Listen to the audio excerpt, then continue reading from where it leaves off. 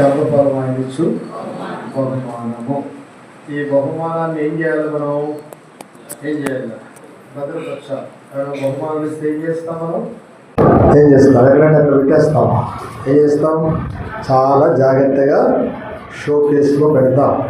భద్రపరిచి ఏం చేస్తాం? షో కేసులో పెట్టి ఉంచుతాం. ఎందుకు? ఎవరైనా వచ్చినప్పుడు చెప్తాం. ఏమని?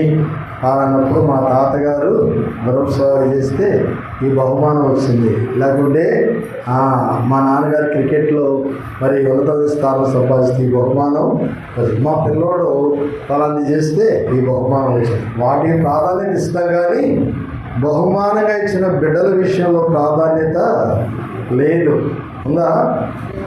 ఉన్నదా? చెప్పండి. ఉన్నదా? చాలా వరకు లేదని మనం ఒప్పుకోవాల్సిందే. ఎందుకంటే మనం ఎక్కడ ఉంటామో తెలియదు, మన బిడ్డలు ఎక్కడ ఉంటారో కూడా తెలియదు. అంటే ఆ బహుమానాలను పిల్లలు ఇచ్చినప్పుడు ఎంతో సంతోషం, తల్లిదండ్రులకు మంచిదే. కానీ ఆ బిడ్డలను ఎట్లా భద్రపరిచి దేవుని మహిమ కొరకు పెంచాలని తెలుసుకోవడం కూడా చాలా అవసరం. ఇప్పుడు నేను విస్తరించి చెప్పను కనుక నేనే మాటలు చెప్పి ముగిస్తాను. దేవుని యొక్క వాక్యాన్ని ఆధారం చేసుకొని ఒక మాట రాయబడి ఉంది. ఇశ్రాయేలు వినుము అని అంటారు. ఇశ్రాయేలు వినుము అని అన్నారు. ఏం వినాలి ఇప్పుడు మనం? ఒక మాట 22:6 సామెతల్లో ఏముంది?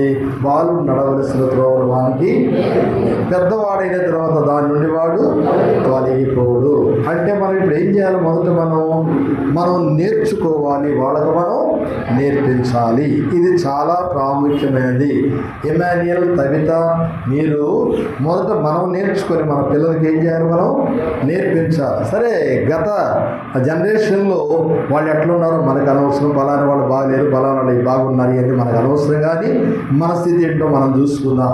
ఏంటనంటే మొదట మనం నేర్చుకుందాం, ఆ తర్వాత వాళ్ళకి మనం నేర్పించాం.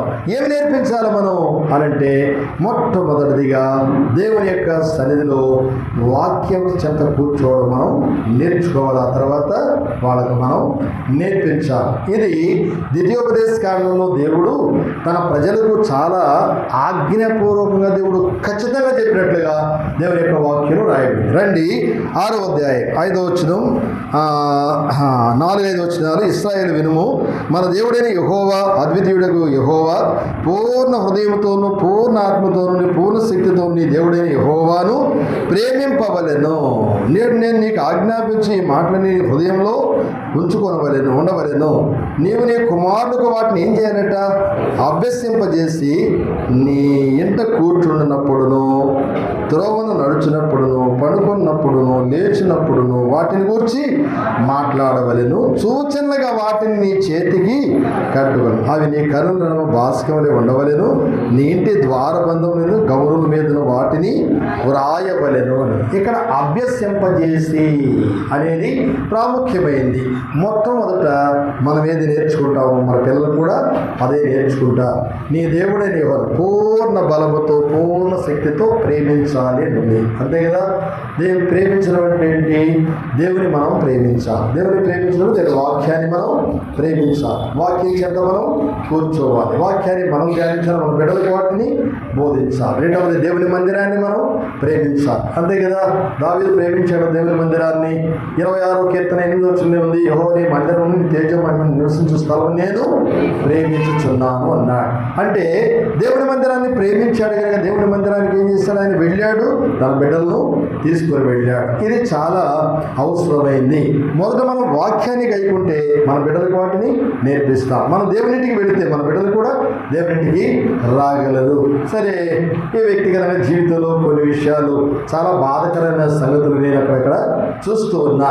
ఏంటంటే మనం ఎట్లుంటామో మన పిల్లలు కూడా అట్లానే అయిపోతారు. మన మందిరంలో కనబడకపోతే మన పిల్లలు కూడా కనబడరు. మనం అట్లా కూర్చొని వెళ్ళిపోతున్నాం, మన పిల్లలు కూడా అట్లే కూర్చొని వెళ్ళిపోతూ ఉంటారు.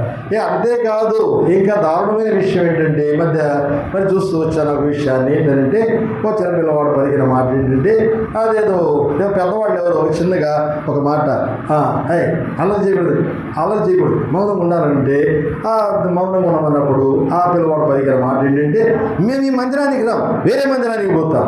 మేము ఈ మందిరానికి రాం, వేరే మందిరానికి. ఎందుకు క్రమబద్ధీకరణకు ఒప్పుకోనటువంటి జీవితం. అందుకే చాలా బాధ అనిపించింది నాకైతే ఆ విషయం విన్న వెంటనే. చాలా బాధ. సరే, తల్లిదండ్రులు ఎట్లా ఉంటే పిల్లలు చూడట్లయిపోయినారు అనేది మనం అనుకుంటాం. మనం ఏం చేస్తున్నామో మనకంటే కూడా మన పిల్లలు చాలా ఫాస్ట్ ఉన్నారని ఇంకా తెలియదు మీకు. అర్థమైందా? నువ్వు ఎట్లా ప్రవర్తిస్తున్నావో మొత్తం ఎవరు చూస్తున్నారు? నీ పిల్లలు చూస్తున్నారు, జ్ఞాపకం ఉంచుకో. అందుకే ఒక ఆయన అన్నాడు, అన్నా మీరు చెప్తే కింద పొరులుతానని అన్నాడు. కింద పొరలొద్దురా నాయన, ఒక పని చేయి, మొదట నీ బ్రతుకు మార్చుకో. నీ పిల్లలు వస్తున్నారు లైన్లో, వాళ్ళు చెడిపోతారు, దానికి ముందు నీ బ్రతుకు మార్చుకోండి. అది మొదట మనం జాగ్రత్తగా ఉండాలి. మన పిల్లలు దేవుని ఇంట్లో మనం ఎంత దీనత్వం కలిగి ఉంటాం, మన పిల్లలు కూడా అదే లైన్లో ఉంటారు. నేను కుటుంబాలు ఎంత తల్లిదండ్రులు ఎంత జాగ్రత్తగా ఉన్నారు. వాళ్ళ బిడ్డలను దేవుడు అట్లా భద్రపరిచి వారిని దేవుని యొక్క మందిరంలో సూచనలుగా మహత్కార్యాలుగా దేవుడు ఉంచాడు, సాక్షార్థమై ఉంచాడు. అట్లా మన బిడ్డలు కూడా ఉండాలి. ఇమ్మాన్యుయేల్ తవిత మీరు కూడా అట్లా మీ బిడ్డలను పెంచాలి. ఇర్మియా గ్రంథం 9వ అధ్యాయంలో ఇంకొక మాట మనం నేర్చుకొని వాళ్ళకి నేర్పాలని అంటే ఇంకో మాట ఇర్మియా గ్రంథం 9లో ఉంది. రోదనము చేయని వారికి ఏం చేయాలట? అంగలార్పు విద్య వారికి మనం నేర్పించాలి. ఎన్నో వచ్చినాం చెప్పండి? 9వ అధ్యాయం ఇర్మియా గ్రంథం 9వ అధ్యాయం ఎన్నో వచ్చినామా? ఎన్ని? 20, 9, 20, 19, 20 చదువు.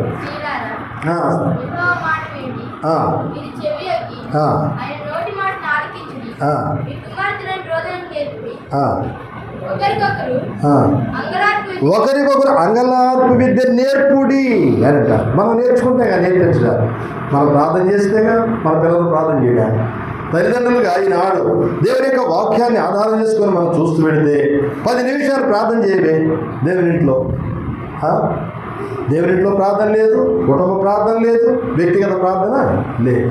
అంటే తవిత ఇమ్మాన్యుయేల్ మంచివాళ్ళే, వాళ్ళు మంచి విశ్వాసులే. కానీ ఇప్పుడు అందరికీ హెచ్చరిక అయ్యింది. వాళ్ళ ద్వారా మనకు కూడా హెచ్చరిక. ఈ దినాల్లో ఏంటంటే లేచిన వెంటనే దేవుని సందులో మోకరించి ప్రభువును స్తుతించి వాక్యాన్ని తీసుకొని చదివి కొంత సమయం దేవుని సందులో ప్రార్థన చేసే జీవితంలో మనం అలవర్చుకుంటే మన పిల్లలు ఏం చేస్తారు? జాగ్రత్త వహిస్తారు. వాళ్ళు కూడా వెంటనే అదే పని చేస్తారు. మనం ప్రార్థన చేయకపోతే మన పిల్లలు చేస్తారు. రైట్, ప్రార్థన చేసుకో అంటే వాళ్ళు నువ్వు చేసావా నేను చేయడానికి అనుకుంటాను. మనకంటే చాలా స్పీడ్ పిల్లలు. అర్థమైందా? మా డాడీ అసలు ప్రార్థనే చేయడానికి నాకు ఎన్ని కంప్లైంట్లు చిన్న పిల్లలు. నిజం. మా మమ్మీ అసలు ప్రార్థన చేయదంటూ మమ్మల్ని చేయమంటుంది. అట్లా చిన్నది. అట్లా మనం ఉండడానికి వీలు. బహుమానాలను మనం భద్రపరచాలంటే మొదట మన జీవితాలు యోగ్యంగా అలవర్చుకొని, మరి వీరనారీమణులు ఉన్నారు, ప్రార్థన చేసినటువంటి వీరనారీమణులు ఉన్నారు. మనకు తెలుసు కదా, అన్న ప్రార్థన మనకు తెలియదా? దేవుని యొక్క సన్నిధిలో వింటాం, కానీ మన జీవితాలు మాత్రం అలవర్చుకో. దేవుని యొక్క సన్నిధిలో ఎలుగెత్తి విజ్ఞాపన చేసిన దైవజనులు ఉన్నారు. అలా మన జీవితాలు కట్టుకుంటా అవసరం. నేను కదా జాగ్రత్త వహించడం చాలా అవసరమని ప్రభు జ్ఞాపకం చేస్తుంది. మన బిడ్డలు సూచనలుగాను మహత్కార్యాలుగా మరి సియోను కొండ మీద సూచనలుగా ఉండాలనంటే మనం ఏం చేయాలి? మొదట మనం నేర్చుకొని మన బిడ్డలకు వాటిని నేర్పిస్తే మన బిడ్డలు సూచనలుగా మహత్కార్యాలుగా ఉంటారు. యెషయా గ్రంథం 8వ అధ్యాయం 17వ వచనం 18వ వచనంలో ఈ మాటలు రాయి. ఇదిగో ప్రభువా, నీవు నాకు ఇచ్చిన పిల్లలను ఎక్కడున్నామంట? సియోను కొండ మీద ఎక్కడున్నాం? మేము దేవుని యొక్క మందిరావరణలో సాక్షాత్తమైన జీవితాన్ని మేము కలిగి ఉన్నాం. అందుకనే మేము మా పిల్లలు ఎట్లున్నామంట? మహత్కార్యములుగాను సూచనలుగా కనబడుతున్నామని వాళ్ళు చెప్పారు. ఎవరు నేర్చుకుంటేనే, నేర్పిస్తేనే అట్లా చెప్పగలం. లేకుంటే ఈరోజు నిలబడి నేను మా పిల్లలు మీ పిల్లలు ఎట్లుండాలి అట్లుండాలి, మీ పిల్లలు ఎట్లుండాలి అట్లుండాలని ఏం బోధ చేస్తామండి మనం? ఏం బోధ చేస్తాం? కొంతమంది రకరకాల విషయాలు, నీ పిల్లలు ఎక్కడ, అక్కడ, ఇక్కడ అని కాదు. మన బ్రతుకు జీవితంలో మొదట మనం శుచిపరచుకోవడం చాలా అవసరం. మన పిల్లలు యోగ్యంగా సిద్ధపరచబడాలి. తద్వారా దేవునికి ఏం కలగాలట? మహిమ కలగాలంటే దేవుని యొక్క ఔన్నత్యంలో చేస్తున్నాం. 42వ కీర్తనలో మాట మన 8వ వచనంలో, ఇదిగో ప్రభు మా కుమారులు తమ యవ్వన కాలం మీద ఎట్లున్నారట? ఎదిగిన మొక్కలట. ఎదిగిన మొక్కలు. ఆ తర్వాత మా కుమార్తెలు నగరికై చెక్కిన మూలకంబాలు. వాళ్ళే ప్రార్థన చేసేవాళ్ళు. మా పిల్లలు ప్రార్థనా జీవితాన్ని అలవర్చుకున్నటువంటి వారు. మహత్కార్యాలు సూచనలు మా పిల్లలు చెప్పగలవైనాడు మన జీవితాల్లో. అదే బహుమానాన్ని మనం ఏం చేయాలా? భద్రపరచాలి. అట్లా మీ కుటుంబాన్ని దేవుడు దీవించి ఆశీర్వదిస్తాడు. దేవుని యొక్క వాక్యంలో మరి లూకాసు సువార్త 24:50 ఒక మాట ఉంది, యేసట చేతులెత్తి వారిని ఆశీర్వదించని ఉంది.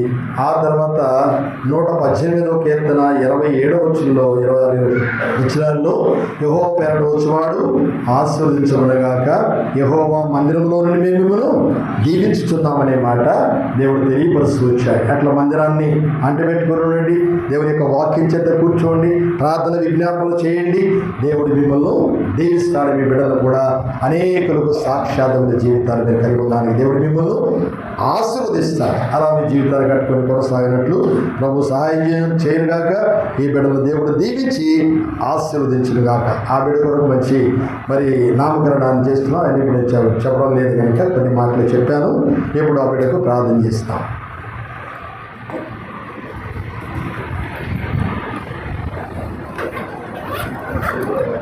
ఓ దేవా,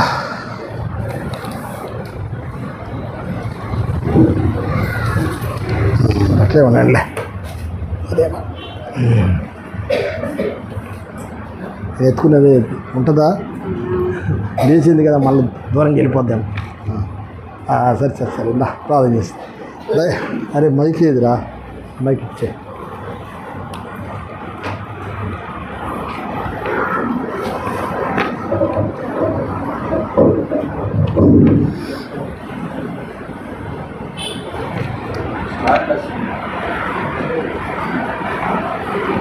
దయగల తండ్రి, మీ ఘనమైన నామాన్ని బట్టి వందనాలు చెల్లిస్తూ ఆరాధిస్తున్నాం. ఇమ్మాన్యుయల్, తబిత వారిని ప్రేమించి బహుమానంగా ఇచ్చిన బిడ్డలను బట్టి మీకు ఎంతో వందనాలు చెల్లిస్తున్నాం. కుమారుడు జాన్, లరీ, మోజెస్ని బట్టి మీ స్తోత్రాలు. దయగలిగిన మా తండ్రి, ఎంతో దయగల వాడని రుజువుపరుచుకున్న బిడ్డను భద్రపరుస్తూ వచ్చారు. తిరిగి బహుమానంగా ఇచ్చిన కుమార్తెను బట్టి మీకు ఎంతో వందనములు. ఆశీర్వదించము, దీవించము. దయగల తండ్రి, బిడ్డను మీ కృపలో జ్ఞానములో వర్ధలు చేయండి.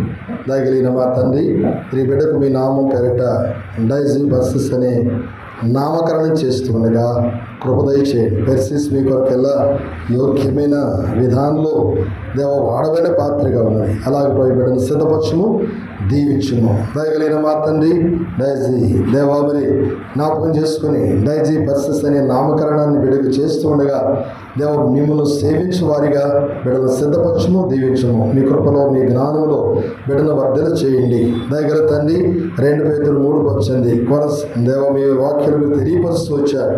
మన ప్రభుని యేసుక్రీస్తు అనుగ్రహించి కృపయందును జ్ఞానమందును అభివృద్ధి పొందుడి. ఆయనకి ఇప్పుడు యుగాంత దిన వరకు మహిమ కలగాలని మీరు సెలవిస్తూ వచ్చారు.